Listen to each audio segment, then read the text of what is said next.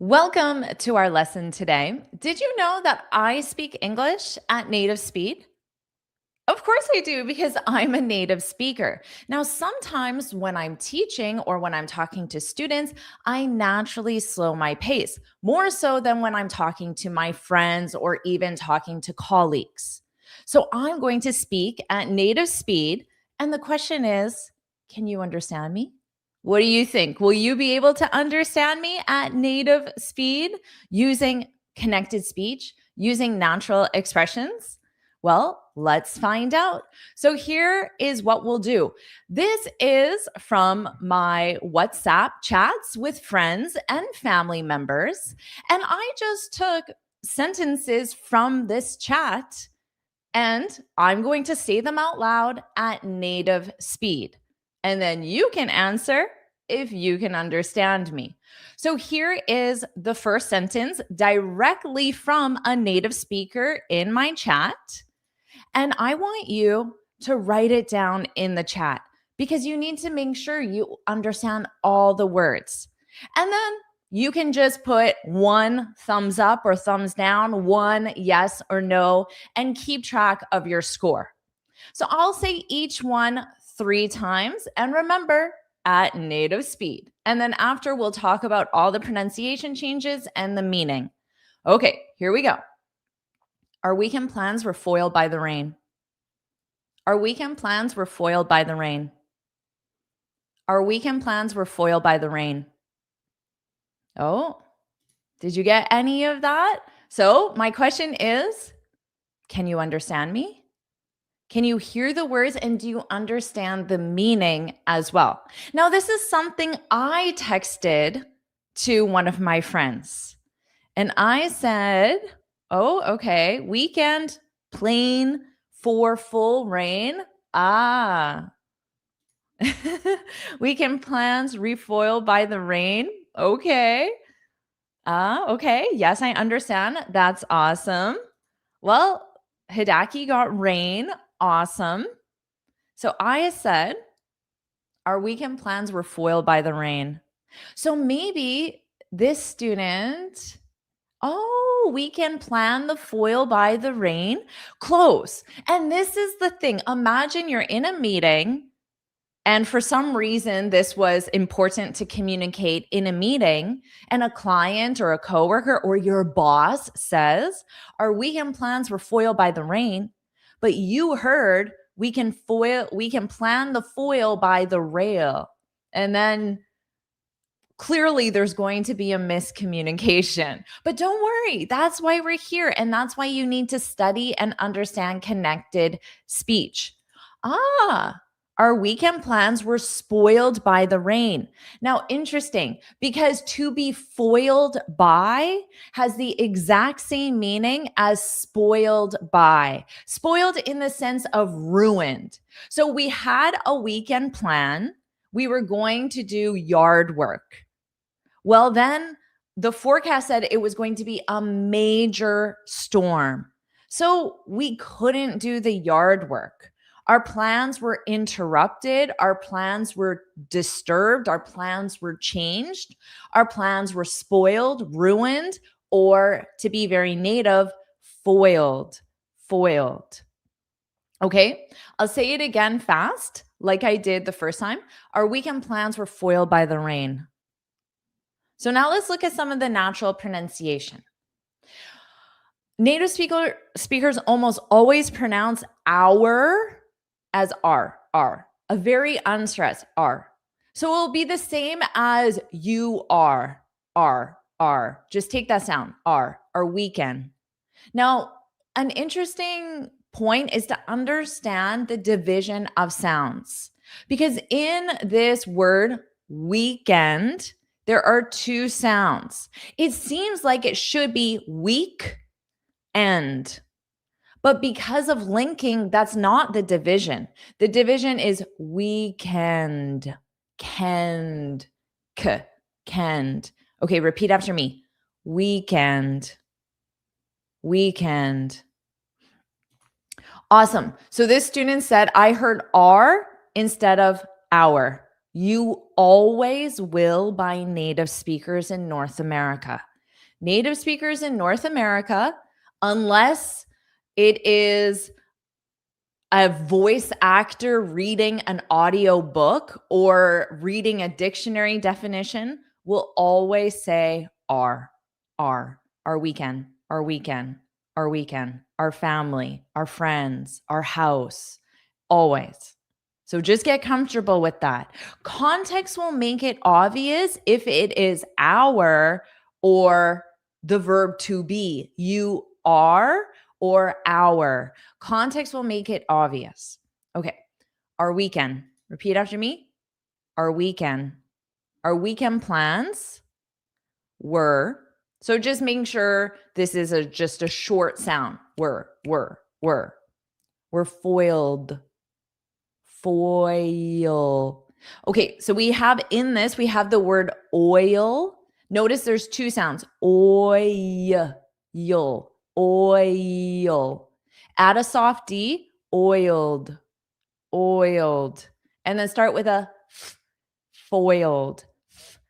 Foiled. Foiled by the rain. Okay, I'll say it one more time. Our weekend plans were foiled by the rain.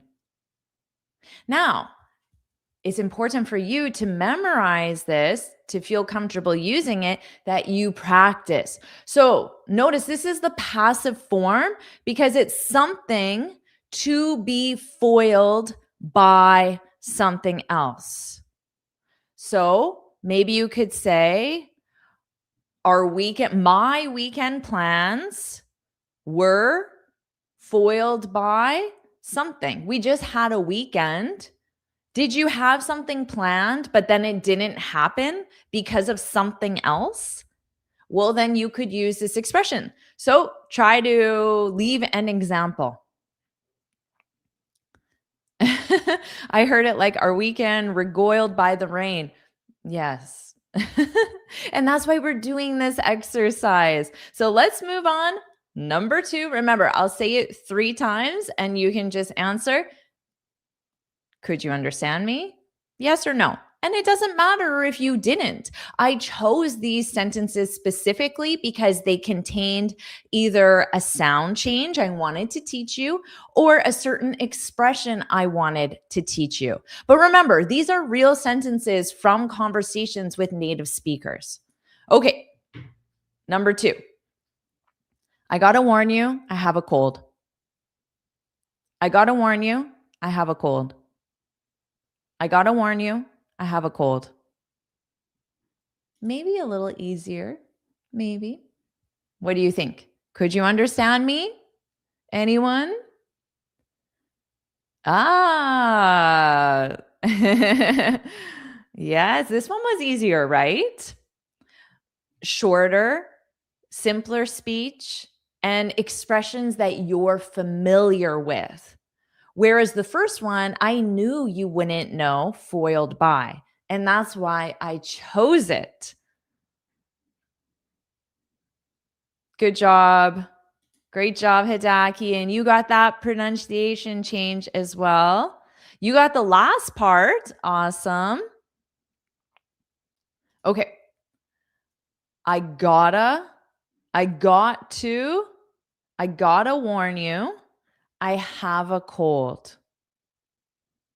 So we asked our friend to help us with the yard work. And he said, yeah, I can help you, but I got to warn you, I have a cold. So most of the students understood that connected speech. It's a reduction. We take 2 words and we make it one. Gotta.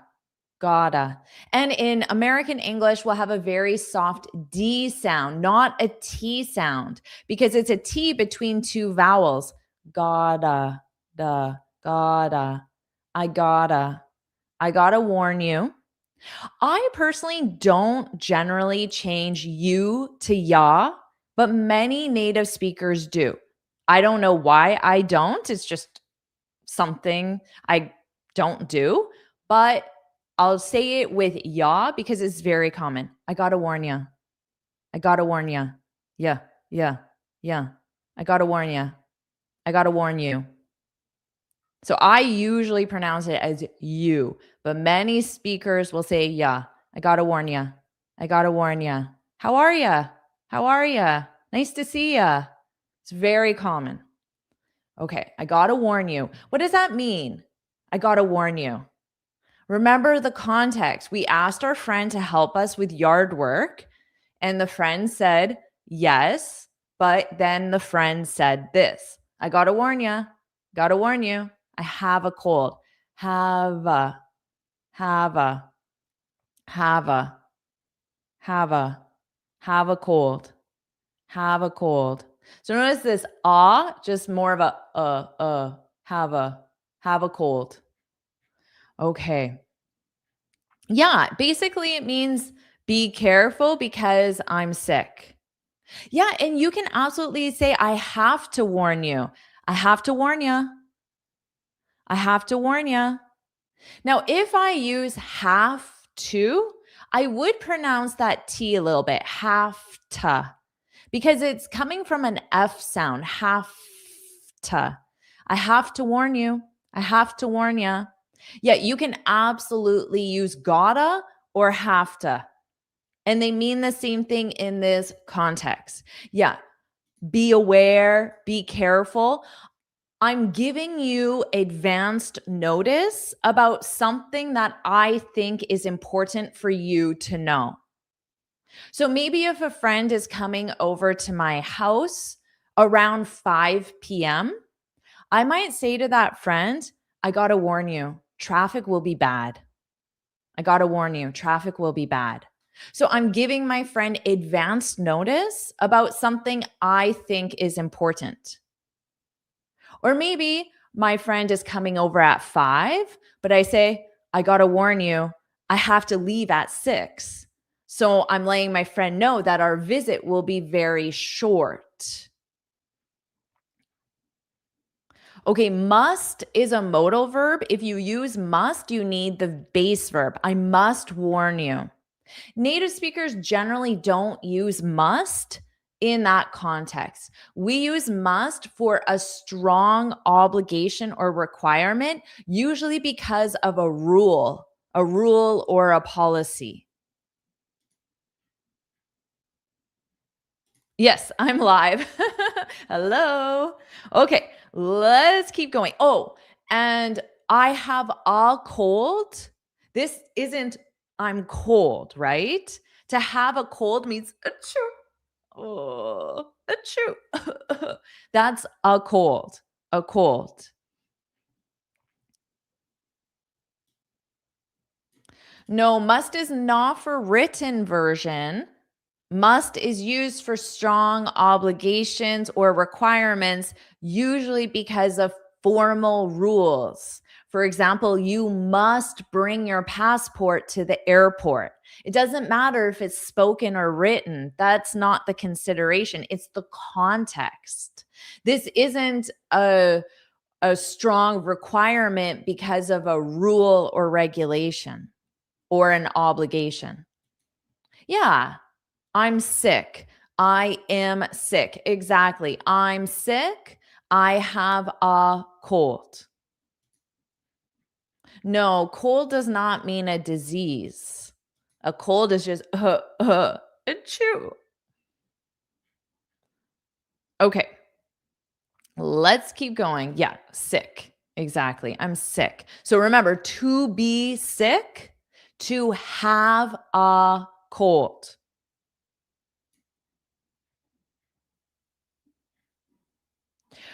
We consider the flu and a cold to be different things. A cold native speakers use when it's minor and more routine. A flu sounds more serious. My friend would not offer to do yard work if he had the flu because the flu is more serious. Yeah, exactly. Exactly. It's stronger. Yeah, you're going to be in bed. You're going to drink lots of water, maybe even go to the doctor. You're certainly not going to offer to do yard work for a friend. Okay, let's keep going. And are you enjoying this lesson? I've never done this before in a live where I test your listening skills and then teach you natural vocabulary. Do you enjoy it? If you do, put yes, yes, yes in the comments. Make sure you like this lesson, subscribe so you're notified every time I post a new lesson. And you can also get this free speaking guide where I share 6 tips on how to speak English fluently and confidently. You can go to my website and download this for free. And also, if you want to keep studying native speakers, if you want to keep learning natural expressions and have me as your personal coach, you can do that in the Finally Fluent Academy. So you can look in the description for the link to join. All right, let's keep going. And thank you very much for your support. We'll move on to number 3. And you need to answer, can you understand me at native speech? Okay, 3. I'll say it 3 times. By Sunday, it should be all good. By Sunday, it should be all good. By Sunday, it should be all good. There's some good linking here for sure. The first part was probably very clear.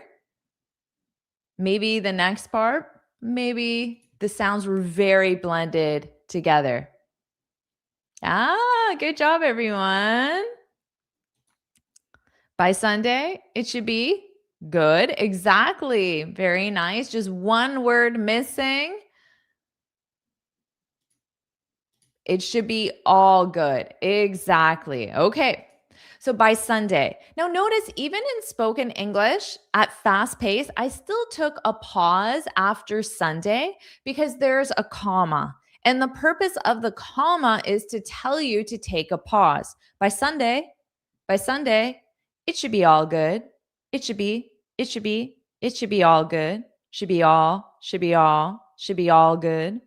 It should be all good. Also, no, it's not a requirement for you to imitate this speech. It's not a requirement. But of course, it is important for you to understand native speech for work, travel, TV as well, TV without subtitles. Okay, so just listen to that connected speech again. By Sunday, no connected speech here. That's easy. Thank you so much for your support. By Sunday, it should be, should be, should be, should be, should be, should be, should be all, should be all, should be all good, should be all good, should be all good. So this is actually a continuation of a conversation because remember, my friend said, I got to warn you, I have a cold. So we asked him if he can help us with yard work, but we asked him on Friday. So he's saying by Sunday, 2 days later, when we need him to do the yard work with us, it should be all good, meaning he will no longer have a cold. He will no longer feel under the weather. So it being his health or the cold, it should be all good, meaning he's agreeing that, yes, he can help us with yard work. Yeah, absolutely. See how you can change this. By Friday, the report should be all good. So you're going to make the changes, you're going to make the corrections by Friday. So that's the deadline. It's possible it could happen Thursday night, but Friday is the deadline.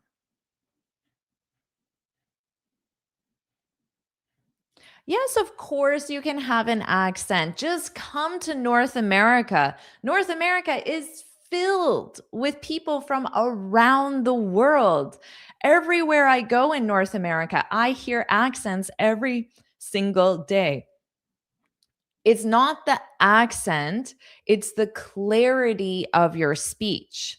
So you can have an accent and say the word Sunday, but are you still pronouncing it correctly? There's a difference between I have an accent, I have bad pronunciation. They're not the same. Yes, you can have an accent, but yes, you need correct pronunciation and good articulation. Articulation means that the individual sounds are clear. Even when I speak quickly, I still have good articulation, meaning I still pronounce the sounds properly even at a fast speech. Okay. Yes. Under the weather means sick. Exactly. It's an idiom. Let's keep going. Woohoo. I totally agree. Exactly. Our next one, number 4. Here we go. Remember, I'll say it 3 times. Can you understand me? I'm happy to give you a hand. I'm happy to give you a hand. I'm happy to give you a hand. Did you hear this one?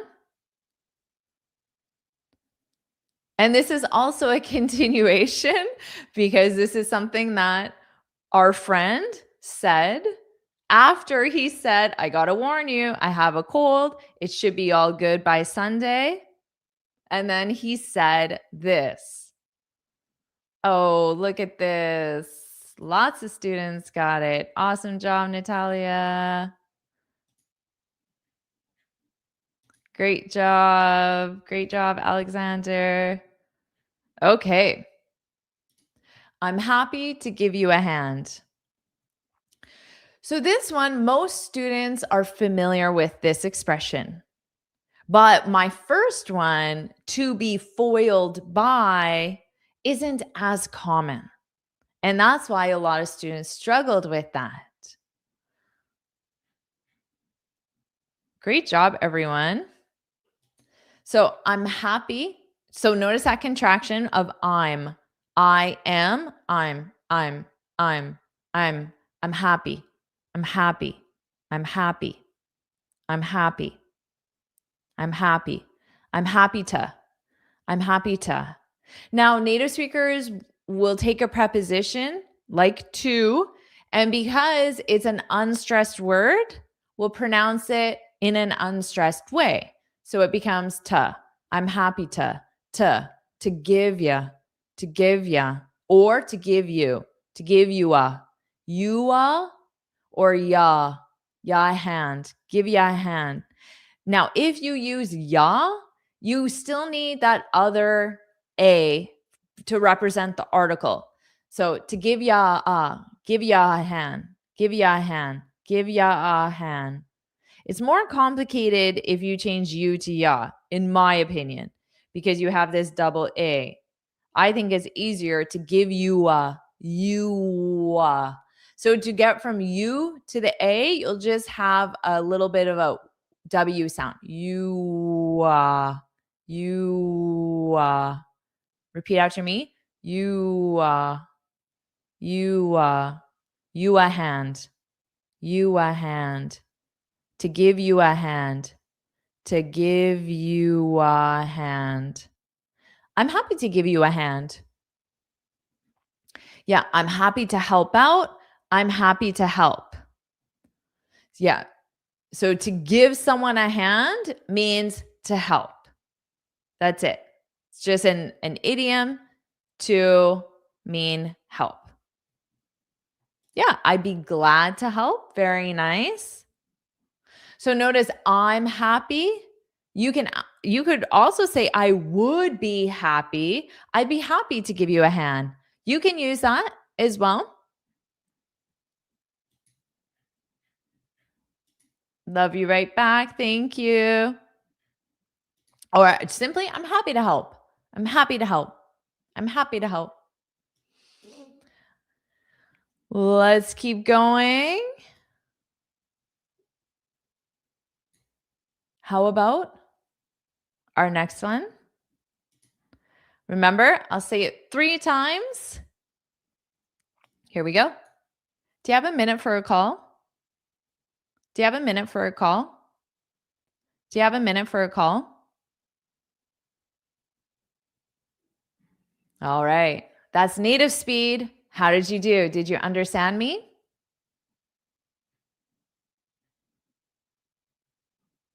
Yeah, for the last one, you can absolutely say, it's a pleasure to help you. You could say, it's my pleasure as well. It's my pleasure to help you. Oh, great job. Great job. Great job. Awesome, everyone. So, do you have a minute? Do you have a minute? Do you have a minute? Furra. So notice for will often be just fur, furra, furra, for a call, for a call, for a call. Now, in very reduced speech, you may even hear do you as simply a j sound. Okay, so let me say that. I'll use this ja, which I did not use. I use the do you have a, do you have a. So maybe I was even more unstressed than a do. It's like duh, do you have a, do you have a, do you have a, do you have a, do you have a, do you have a minute? Do you have a minute? Do you have a minute? So you may even hear this j sound. That's extremely unstressed. Do you have a minute? I think that would be more common. That's certainly what I use. Do you have a? Do you have a? Again, you do not have to speak like this. There's no requirement. The importance, in my opinion, is for you to improve your listening skills. So you get comfortable with this because this is what you will hear in the real world. Do you have a minute? Do you have a minute? Do you have a minute for a call? For a call? Notice the use here. We have the word call. What type of word is that? So is it we have the options. It could be a subject, a verb, a noun, an adjective, an adverb, an article, a preposition, a phrasal verb. So what type of speech is it? Grammatically, what is it? Who knows? Who knows? Do you have a minute for a call? Do you have a minute? Do you have a minute? Do you have a minute? It's a noun. Exactly. A noun. Oh, good. Good point. Minute is stressed here. Do you have a minute? Minute, you hear the most. Do you have a minute? Very nice. Okay. So now, or call is a noun. We know that because it's a call. We only use articles with nouns, a call. But I could also say, I'm calling a friend. I need to call a friend. I called you 5 minutes ago. So you can use call as a verb, but oh, sorry, I have to take a call. I have to take a call. I have to take a call. Sorry, just give me 1 sec. Okay. So a call is a phone call, it's just the noun form. So do you have a minute for a call? It means, do you have time to talk on the phone? Do you have time to talk on the phone? Do you have time to have a conversation on the phone? That's what it means. Do you have a minute for a call? Okay.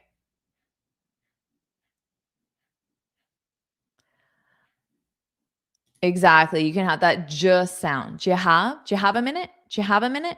Do you have a minute? Yeah. Are you free to have a call? Yes, absolutely. You could say that. Nice. Yeah. Oh, sorry, I have to make a call. Okay, so it's different. I said take a call. What's the difference here? Oh, sorry, I have to make a call. Oh, sorry, I have to take a call. Thank you very much. I like this shirt as well. It's one of my go-to shirts. I've had it for a long time. Okay, what was the difference? I have to make a call. I have to take a call. I'll write that down. I have to make a call. I have to take a call. So both are grammatical, but the meaning is different. Yes. Take means answer. So, bzz, bzz. Oh, sorry, I have to take a call. Bzz. Hello? I just took a call. Oh, sorry, I have to make a call. Ring, ring, ring, ring. So that's make a call. I'm not a very good improv actor. All right. Let's go on to number 6. And the question is, can you hear me? Or, well, you can hear me. Can you understand me? Hopefully, you can hear me. Can you understand me? I'll say it 3 times. My work call is running a little long. My work call is running a little long. My work call is running a little long. Okay, so this is related to the last one. So a friend texted this. Do you have a minute for a call or whatever the last one was? And then, do you have a minute for a call? And then I called the friend, but she didn't pick up. And then she texted me and said, sorry. And then she said this next one, number 6. Yes. Great job, everyone. And then she said, oh, sorry, my work call is running a little long. So she was in a different call, even though she told me to call her. So my work call. So here, my call. So native speakers often use the word call to represent meeting. So honestly, before our live lesson, I could easily just tell Kevin, my husband, or could tell a friend, oh, sorry, I have a call. I'll be in a call for the next hour. So we use call to represent meeting. So my work call doesn't necessarily mean she was talking on the phone. She could have been in an online meeting just like this with all of her colleagues or just one person. But it wasn't an in-person meeting if she said my work call. So my work call. So my call, but then work functions as the adjective. It tells you what type of call. My work call is running. So in this context, you can have the length of time. And then if you say is running a little long, it means it's going longer than scheduled or longer than expected. Okay, let's look at the pronunciation difference here. So remember, work, that vowel is not pronounced. All you hear is that were, call. Okay? Because call starts with the K sound. So I'm not going to say work call. I'm going to only use one K sound, but I'm going to use the second one. So I'm going to say work call, my work call. But if I say it as one sound, one word, you hear the K for both of them. Work call, work call. But if I say it slowly, work call, then you hear it with this division. Work call, my work call, my work call, my work call. My work call is running. Present continuous because it's taking place now. My work call is running. A little. So notice how unstressed the word little. A native speaker when in North America will not say little. No. We will put soft D's there and say little. I say little generally with a D. Little, dull, little. A lot of native speakers make it more unstressed and just say lil, a little. I generally have that extra sound. Little, a little. A little, a little, a little, a little long, a little long, a little long, little long. So just hold out that last L and then say the next word because it starts with L. A little long, a little long, a little long. My work call is running a little long.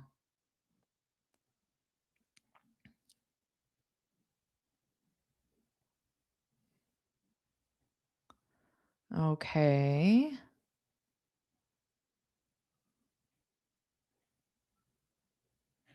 Awesome job.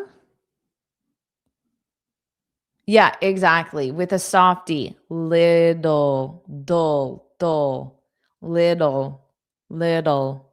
I'm stuck on a work call. Exactly. That's exactly what a native speaker would say. Oh, sorry. I might text my friend, sorry, I'm stuck on a work call. So if my friend asks, she texts me, do you have a minute for a call? Sorry. I wish. I'm stuck on a work call. Okay. I'm stuck on means that I have no option to leave. I have to be here. So if you're stuck in traffic, you want to go, but you can't because there are cars everywhere. So stuck means unable to move or to make progress. So if you're completing an assignment, you complete 1, 2, 3, 4, but then you might say, I'm stuck on number 4. You're unable to make progress to go to number 5 because you don't understand it. So you can use I'm stuck in many different contexts. So in here, I'm stuck on a work call because you have a work obligation to remain on the call until the end. Okay. Oh, thank you. A lot of compliments today. I appreciate that.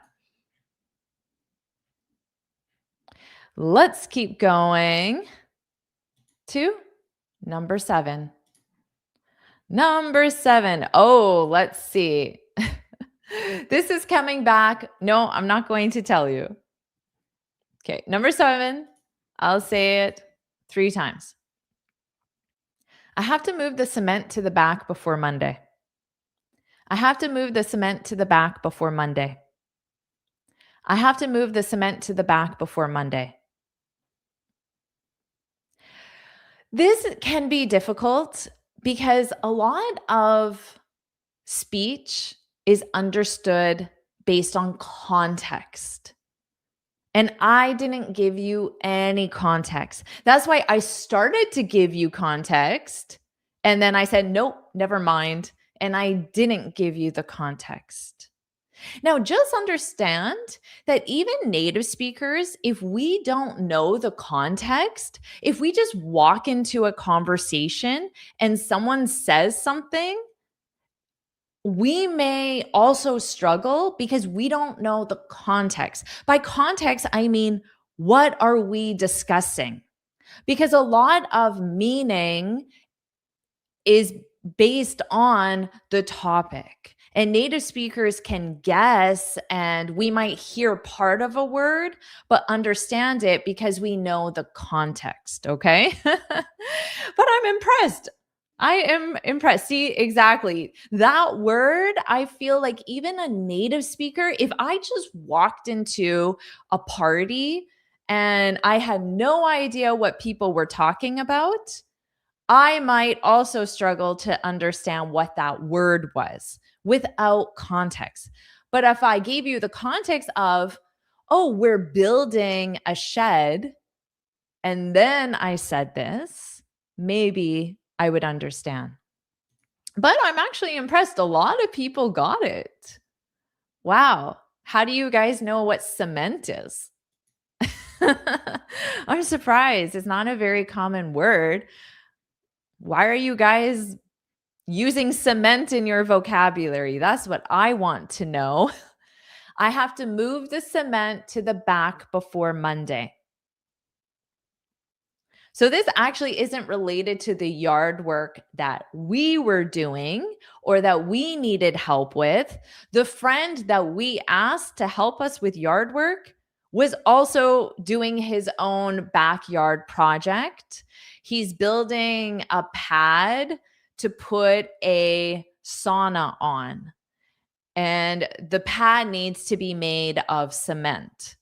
So he had like 80 bags of cement delivered to his house, 80 smaller bags, and he has to move all these bags of cement to the back of his house. So they were delivered to the front of his house, and he has to move the bags to the back of the house because that's where they're building a concrete pad of cement.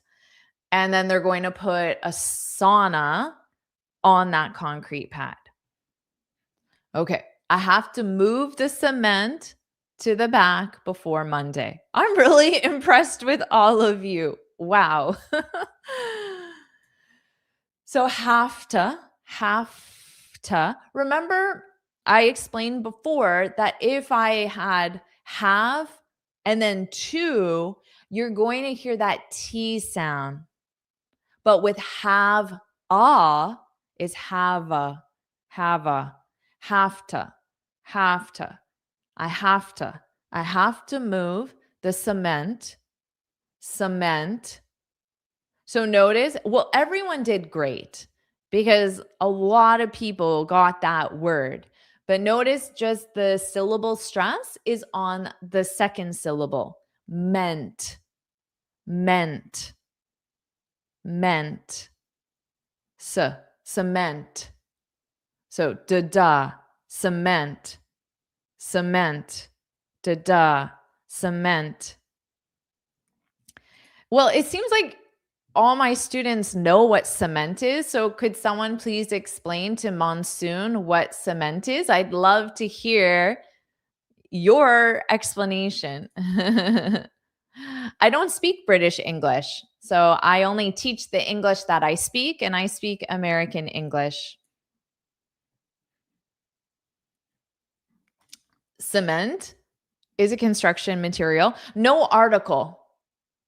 You could say a bag of cement. So you could use a quantifier like a bag, but you would just say cement. So no article, cement. Yeah, cement turns into concrete. So the final product is concrete. Concrete is made of cement.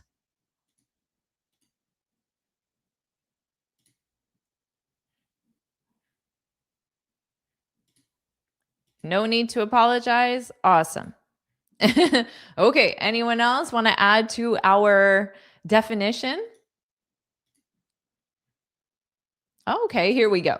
Cement is a mix of sand and gravel with water. Yeah, so the dry material, sand and gravel, honestly, I don't know. Someone can confirm that.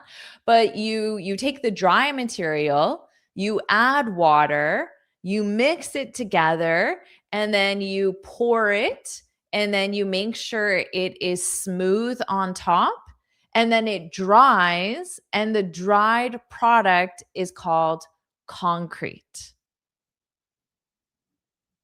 Yeah, exactly. A fine powder used to make concrete. Very nice.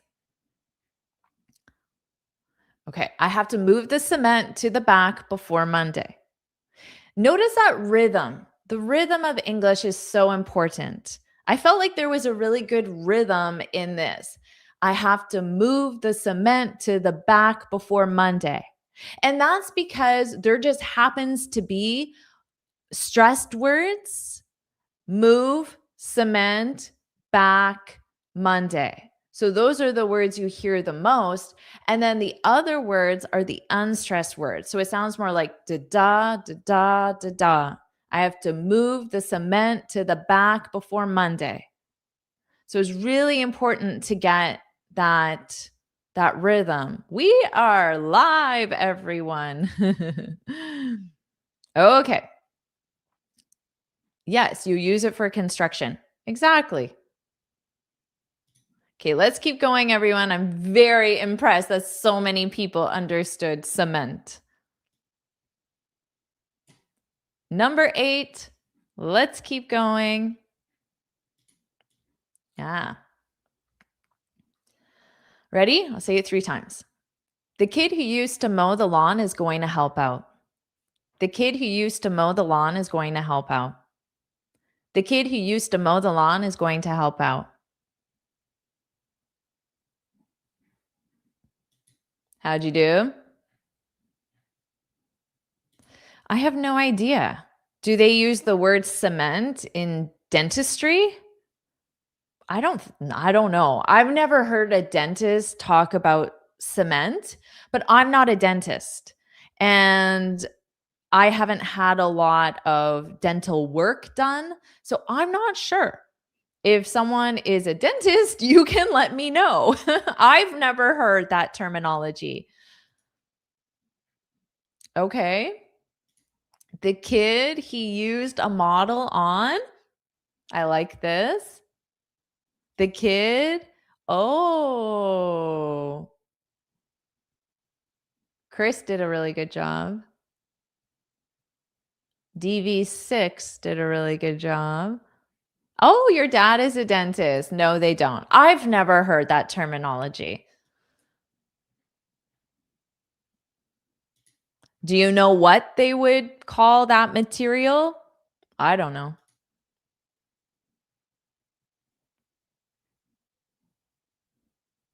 Oh, the kid he used to model on, used to mouth to help out.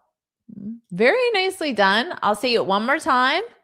The kid he used to mow the lawn is going to help out. The kid who used to mow, but when I said mow, I turned this into a t. Used to mow, used to mow, used to mow the lawn is going to help out. And I did actually pronounce this as going to, not the common reduction, gonna. The kid who used to mow the lawn is going to help out. Maybe resin. I've heard resin as well. Thank you for sharing that. I've also never heard cement. I'm going to put some cement in your mouth. Okay. What? Cement is used in dentistry? I don't know about this. So mow the lawn is when you take a lawn mower. So the piece of machinery that if your grass is here and it cuts the grass, so it makes the grass shorter and you go like this, it's called a lawn mower.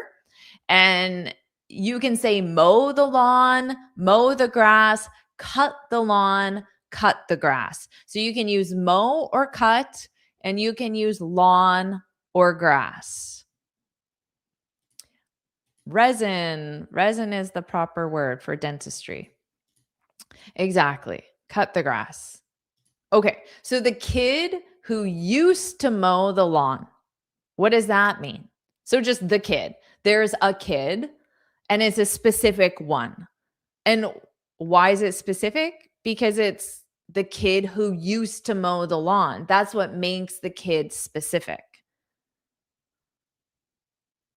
No, lawn is not the machine. A lawn mower. A lawn mower is the machine. Lawn is the area of your yard where there is grass. Okay? So you can use grass or lawn. Lawn is the collection of grass within a enclosed space. Okay. He used to mow. If you used to do something, it means you did it in the past, but not now. And this kid is going to help out because remember, it's I have to move the cement to the back before Monday. So the kid is going to help do this job. Yeah, good phonetic pronunciation. That works. Used to. Exactly, because we have you with a s. Used to. Exactly, that works. And this is the important part about pronunciation. When you're learning pronunciation, write it out phonetically in a way that you understand. You can even use your native language to write it out phonetically, the sounds in your native language. Okay. Oh, so pretty much what I wrote there. Used to mow the lawn is gonna. I didn't say gonna. I don't know why. I just said going to. Going to help out. Gonna help out. Help out. Help out. So help out, we'll definitely pronounce this as one word in the sense that we'll link the sounds together. But we link them by changing the sounds. So instead of help out, we say help out, help out, help out, help out, help out. Yeah. And used to is for a past routine. So a very common example, you might say, I used to work at a bank. Okay. So this means I do not work at a bank now because it was a past routine. I used to work at a bank.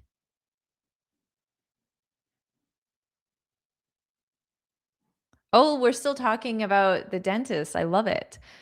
In Latin America, dentists use the word cement, but it's not the same substance. Okay. So they use the word, but they're not actually putting sand and gravel in your mouth. They just use that word.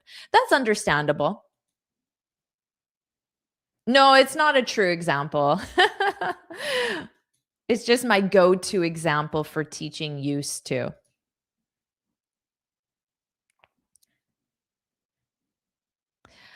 The grammatical function of out is that it turns help into a phrasal verb. But you can absolutely just use help. Native speakers commonly use help out, but you could equally say help is going to help. We use help out usually when it's with a specific task, and help is just in a more general sense. But honestly, we also just use them interchangeably.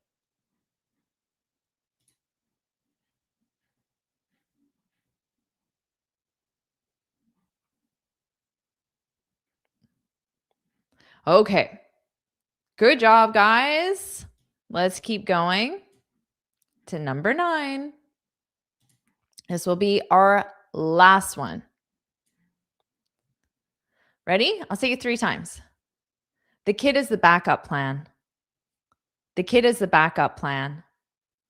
The kid is the backup plan. How'd you do with that one? Anyone get it? It was somewhat continuation. It used the kid. I assume that was pretty clear. Okay. The kid is. Okay. Okay. Very good, everyone. A few words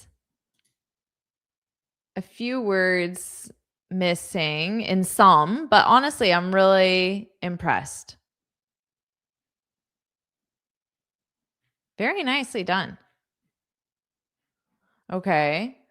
Yeah, this could be because the context, we're talking about yards, we're talking about yard work. So I understand why you might hear plant for sure, because native speakers don't push out those N sounds. So the plant.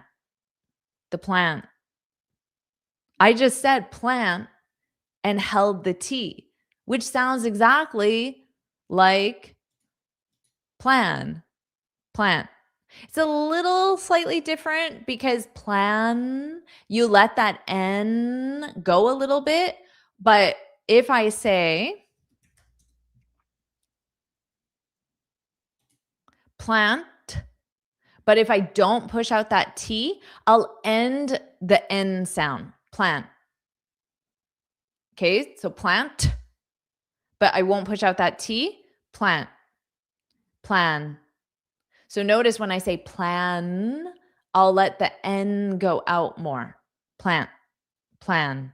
But they're almost indistinguishable.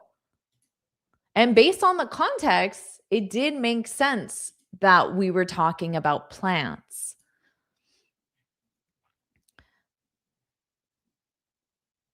The kid is the backup plan.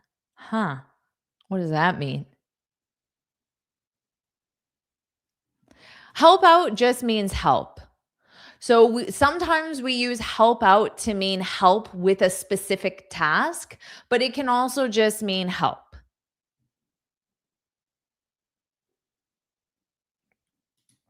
Most of the time, it's context that will make it obvious. You can listen, like I said, plan will have a longer N sound, and plant will have a shorter N sound because I go to that flap T.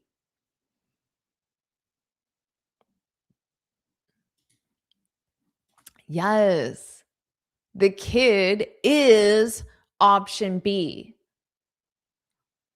So remember, my friend has to move bags of cement from the front of his house to the back of his house.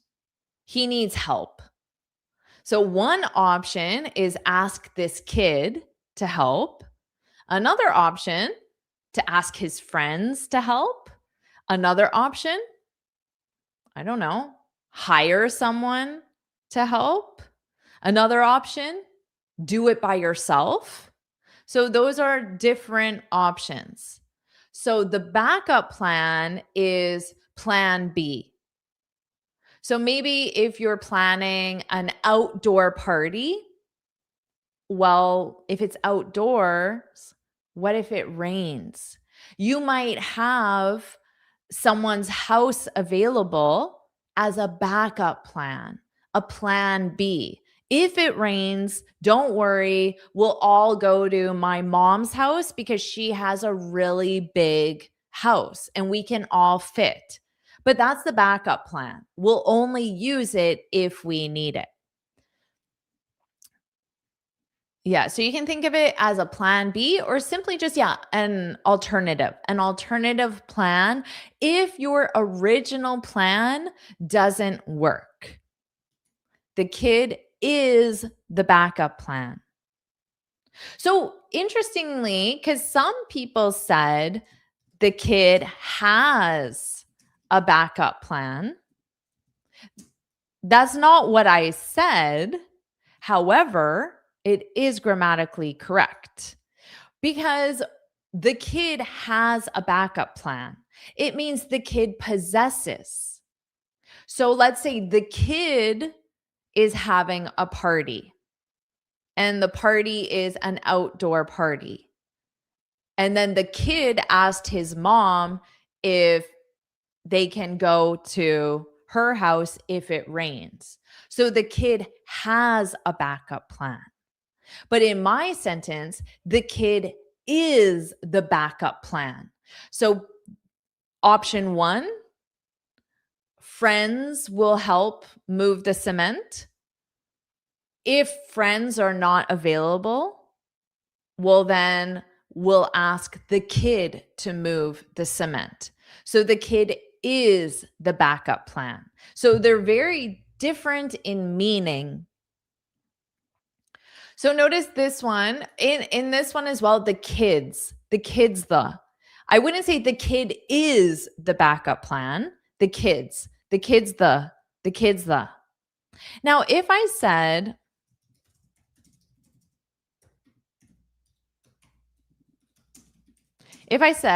the kid has a backup plan, notice I would link has a together. Has a, has a, has a, has a, has a. The kid has a. The kid has a. The kid has a backup plan. The kid has a backup plan. Okay. But in mine, the kid is, it'll just sound like plural kid, kids. The kids, the kids, the kids, the kids, the backup. So we have cup, cup. The kids, the backup plan. The kids, the backup plan. The kids, the backup plan. Yeah, exactly. Has a. All right, everyone. Amazing job. Did you enjoy this lesson? And remember, you can get this free speaking guide where I share 6 tips on how to speak English fluently and confidently. You can find it in the description, the link to download it, or simply go to my website. And also, if you want to keep learning natural English, if you want to keep studying native speakers, and if you want my personalized support, you can get that in the Finally Fluent Academy. This is my premium program that includes my personal support. You can find the link in the description as well. And of course, make sure you put yes, yes, yes in the comments if you enjoyed this lesson. I hope you did. Woohoo! Awesome, everyone. I'm so glad. Thank you so much for coming and participating and supporting the channel as well. All right, everyone, have a wonderful rest of your week, and I will see you in my lesson tomorrow. I have a great lesson coming for you tomorrow. It will be posted at 8 a.m. Eastern Time on Wednesday. It is not a live lesson, but make sure you watch it because I think you'll really love it. All right, everyone, have a wonderful rest of your day. Bye.